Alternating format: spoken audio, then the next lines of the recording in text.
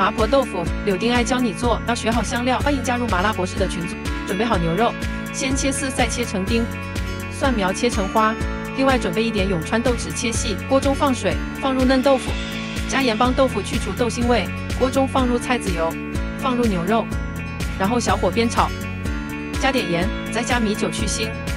小火煸到牛肉出香，放入切碎的永川豆豉，下入柳丁爱卖的郫县豆瓣酱，放入蒜泥，加入柳丁爱家的2金条辣椒粉，放入豆腐，再加入清水。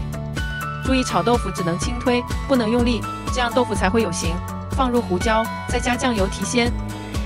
第一次勾芡，将牛肉的鲜味融入豆腐中；第二次是让芡汁包裹在豆腐上；第三次勾芡是让豆腐不脱水。3次勾芡以后，开大火煸出豆腐里面的油，放入蒜苗，起锅装盘，最后撒上大红袍花椒粉，这道麻婆豆腐就做好了。我是麻辣博士，任何有关川菜和香料的问题，欢迎上网搜寻柳丁爱哦。